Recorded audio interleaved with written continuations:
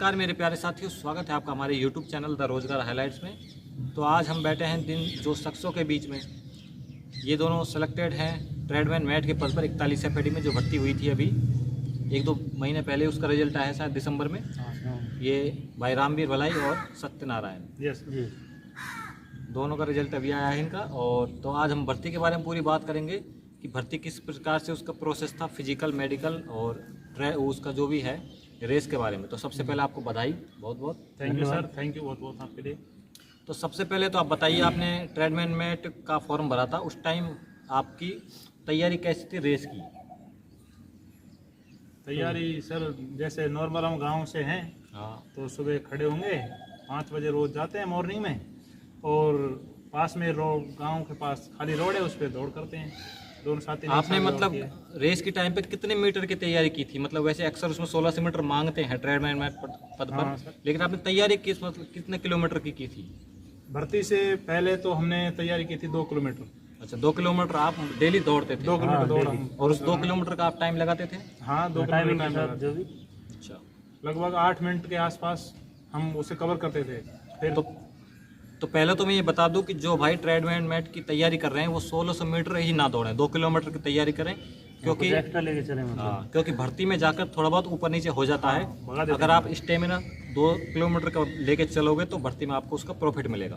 तो सबसे पहले तो अच्छी बात है दर्शकों के लिए कि आपने बताया कि 2 किलोमीटर की तैयारी करें, 1600 मीटर की ना करें। हाँ बिल्कुल। इसके बाद आपका टाइम आ गया ठीक ठाक, उसके बाद और मतलब बताइए उसमें फिजिकल में क्या क्या होता है? और वो फिजिकल में इसमें 60 किलो का मतलब वेट उठा के भागना पड़ता है। ये फायरमैन वालों के लिए है। 2 पोस्ट चाहिए इसमें, एक फायरमैन की और ट्रेडमैन। और ट्रेड हमारे लिए 50 किलो। आज हम साइड वो ट्रेडमैन मैट की बात करें तो आप ट्रेडमैन मैट के लिए बताइए क्या क्या प्रोसेस था उसमें? ट्रेडमैन मैट के लिए कट्टा है, कट्टा भरा हुआ है, उसे 50 किलो वेट का। 50 किलो वेट का एक बंदा उसे उठाएगा और अपने कंधे पर रखवा देगा, और आपको केवल लेके भगना है, दूसरी तरफ से छोड़ना है। टाइमिंग का भी थोड़ा रहता है, Timing मतलब 100 सेकंड मिलते हैं, 200 मीटर लेके भागना है। कट्टे का मैं आपको बता दूं कि 50 किलो का कट्टा होता है, उसमें वेट आपको मिट्टी भर सकते हैं, बजरी भर सकते हैं, कुछ भी भर सकते हैं।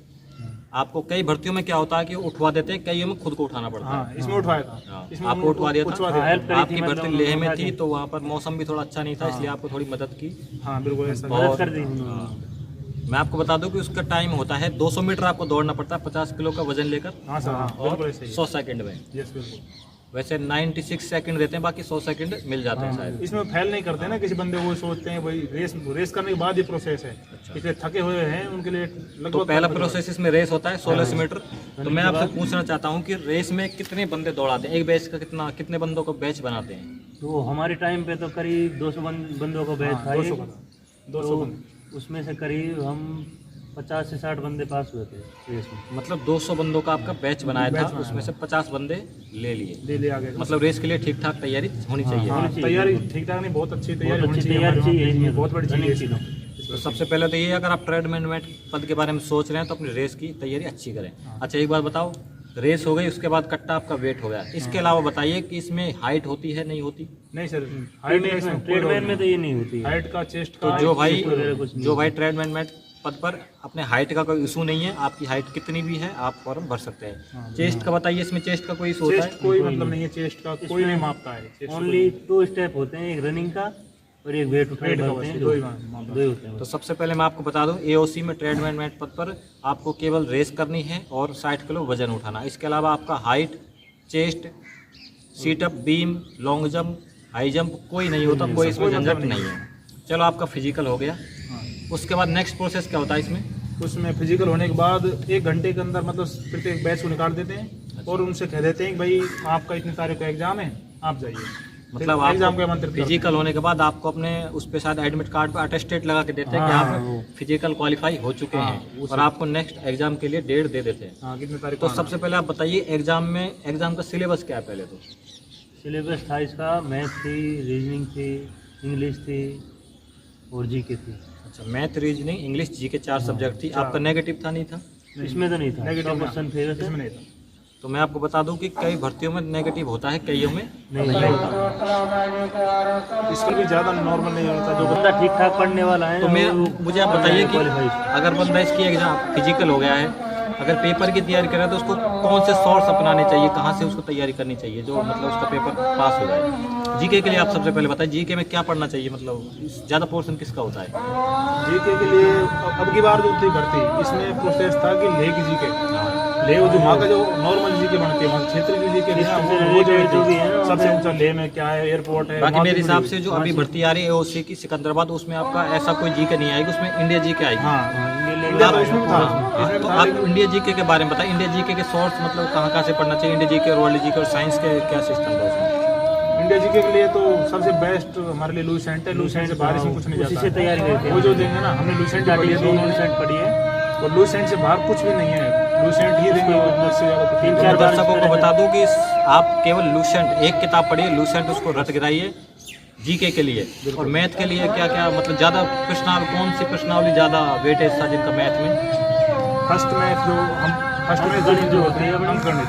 अच्छा, फर्स्ट गणित मतलब परसेंटेज हो गई, लाभ हानि हो गया, चक्रवृद्धि ब्याज, चक्रवृद्धि ब्याज, साधारण ब्याज, हाँ, बट्टा हो गया, अनुपात, समानुपात, औसत, आयु। और कुछ क्वेश्चन थे मेंसुरेशन से जुड़े हुए, बस नॉर्मल तो क्वेश्चन। मैं आपको बता दूं कि इसमें सेकंड मैथ नहीं आती, इसका मतलब सेकंड मैथ में जो आयत, त्रिभुज, ट्रिग्नोमेट्री, बीजगणित वो नहीं आती।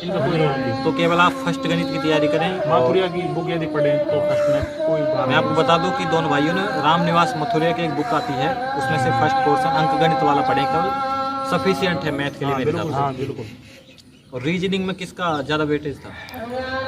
रीजनिंग का इसमें रोल नहीं था, रीजनिंग में इसमें रीजनिंग का रोल इतना नहीं था। दो चार क्वेश्चन वैसे ही दे दिए तो हर कोई कर लेगा उनको। वो रीजनिंग मैथ से जोड़ कर दी थी उन्होंने, केवल जो हमारे रिलेटेड जो माथुरिया की एक बुक आती है दूसरी रीजनिंग की जो आती है स्पेशल, उससे पढ़े, बस उससे कुछ बाहर नहीं जा रहा है। रीजनिंग आती है तो उसमें हमारे कम क्वेश्चन थे रीजनिंग के। अच्छा, आपके इंग्लिश में कम थे, लेकिन अभी जो एओसी सिकंदराबाद भर्ती ले रही है उसमें शायद रीजनिंग के ज़्यादा क्वेश्चन हैं। 50 क्वेश्चन, उसमें 50 क्वेश्चन रीजनिंग के हैं। उसमें माथुरिया बाहर नहीं जाएगा, लेकिन वो है तो बोर्ड वही है तो अभी जो एओसी में भर्ती आ रही है सिकंदराबाद में, उसमें क्या है कि 150 क्वेश्चन आपको टोटल आएंगे, जिसमें से 50 जीके के हैं, 50 रीजनिंग के हैं और 25 आपके इंग्लिश के हैं, 25 मैथ के हैं। यही है ना? यही। तो आप उसमें 1/4 नेगेटिव है, नेगेटिव भी है 1/4, 0.25% आपका नेगेटिव है। और आप इंग्लिश के लिए भी मैं आपको बता देता हूँ, इंग्लिश के लिए आपको ग्रामर में क्या आते हैं, प्रीपोजिशन आते हैं, synonym, antonym, one word, idiom, phrase और ये आर्टिकल, प्रीपोजिशन, ये है मेन चीज़ है। इन्हीं में से आपको 25 क्वेश्चन आने हैं। तो इंग्लिश ज़्यादा गहराई ग्रामर नहीं आएगी, बाकी और डायरेक्ट, इनडायरेक्ट, पैसिव वॉइस, ये 4-5 टॉपिक हैं जो आते हैं, नॉर्मल तरीके से पूछते हैं, यही आते हैं 10th फेज बस। इसके अलावा आप पेपर की तैयारी कर लोगे तो नेक्स्ट प्रोसेस उसमें जैसे आपका सिलेक्शन हो गया, ठीक है, आपको रिजल्ट का पता लग गया, आपके मेरिट में मेरिट आ गई उसका।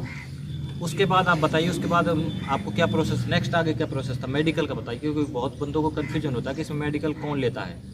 इसमें मेडिकल का क्या प्रोसेस था? मेडिकल होता है इसमें डिस्ट्रिक्ट हॉस्पिटल से होता है इसका। अच्छा, इसका मेडिकल डिस्ट्रिक्ट हॉस्पिटल में होता है। आर्मी को वहाँ कोई रोल नहीं है, आप यहाँ से फिट करवा के ले जाओ। यूरिन जांच है, CBC है, ये जांच यहाँ से होते हैं। यूरिस्ट बैठते हैं वहाँ पे डिस्ट्रिक्ट हॉस्पिटल में, वो सारी जांचें लिख के देते हैं, तो वो करानी होती है। 4-5 तरह की जांच होती है इसमें।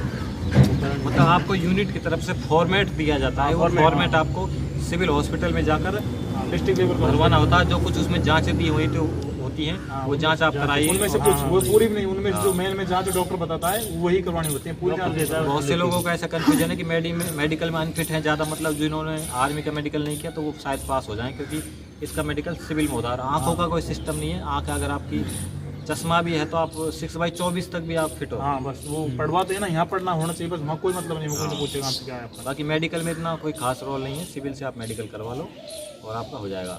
मेडिकल के बाद आपने अपने ओरिजिनल डॉक्यूमेंट जमा करा दिए होंगे। हाँ, मेडिकल के साथ साथ हो गए थे उसके। जैसे हम दोनों बाई ईयर गए थे, वहाँ यूनिट में ही जमा होता है, वो वहीं पर जो सब मेडिकल के साथ साथ ही डॉक्यूमेंट वेरिफिकेशन वो पूरा होता है। तो मतलब आपका भी सब कुछ हो गया है, फिजिकल हो गया, मेडिकल हो गया, मेरिट लिस्ट आपकी आ गई है, आपने अपने ओरिजिनल डॉक्यूमेंट जमा करा दिए हैं, आपकी तरफ से मतलब सारा कंप्लीट है।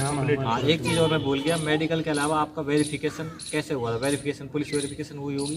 पुलिस वेरिफिकेशन उन्होंने दी थी वहीं से, बाई एक तो बाई हैंड दे दी थी हमें, या तो बाई हैंड दे देते हैं, वरना बाई पोस्ट आती है, पर SP ऑफिस से होती है वो, SP तरफ। आपकी मेडिकल वो पुलिस वेरिफिकेशन आपकी आती है थाने में, थाने से आपके डिस्ट्रिक्ट SP ऑफिस जाती है, ऑफिस वाला, और वही SP ऑफिस से वो अपना क्लियर करा के आपके खिलाफ अगर कोई केस नहीं है तो अपनी तरफ से क्लियर करते हैं और यूनिट में भेजते हैं। हाँ, एसपी वाले ऑफिस वाले भेजते हैं हमारा एसपी ऑफिस की तरफ से उसमें आपको कोई रोल नहीं है। हाँ, इसको भेजने के बाद आपको शायद मुझे लग रहा है 1-2 महीने में ज्वाइनिंग मिल जाएगी। हाँ, मार्च में बोला उससे मार्च तक आएगी।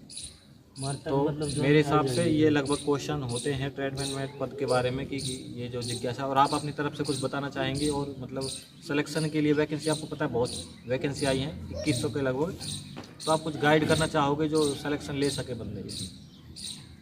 आप अपनी तरफ से कुछ यही कहना चाहेंगे, मतलब आपके लिए जो भी ये तैयारी करना चाहता है आर्मी की, जो उसके लिए गोल्डन अपॉर्चुनिटी है, तो जो अपने जी जान लगा दो इसमें तैयारी करने के लिए, आपके लिए बहुत अच्छा अवसर रहेगा ये आर्मी और का। मैं और बता दूं आपको, कुछ बंदे ऐसे होते हैं वो ये जानते हैं कि बस हमें खुली भर्ती, ओपन भर्ती, इसके माध्यम से हम आर्मी में लग सकते हैं, ताकि उससे ये 100 गुना बेटर जो ऑप्शन है ट्रेडमैन मैट में आर्मी घुसने का, जो बंदा का ये चॉइस है कि मैं आर्मी में फैल कर ही दुनिया के सामने पेश हूँ, तो इससे अच्छा ऑफर कुछ नहीं है। केवल हमें फिजिकल तैयारी उसमें कर रहे हैं, उससे कुछ तो अच्छा, उससे कुछ अच्छी फिजिकल तैयारी है, इसमें कोई दिक्कत नहीं। और पेपर की तैयारी करो बस, और इसमें सिलेक्शन होने का 100% चांस है, कोई भी प्रकार का आपको। तो मैं आपको बता दूं कि जो बंदे अग्निवीर की तैयारी कर रहे हैं ना, उनसे बहुत अच्छी है, क्योंकि अग्निवीर में आप 4 साल करके अपने घर बैठोगे, और ये नौकरी आप 60 साल तक अपने 60 साल तक फौज के अंदर रहोगे, तो ये अग्निवीर से काफ़ी अच्छी है, बहुत अच्छा। क्योंकि अग्निवीर आप 4 साल करके घर बैठोगे, ये आप 60 साल तक,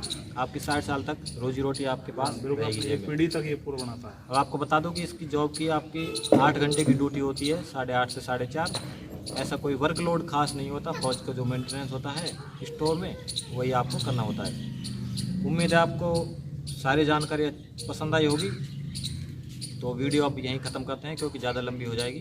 तो आपका बहुत बहुत धन्यवाद स्टूडियो में आने के लिए। Okay sir, thank you sir. Thanks for watching.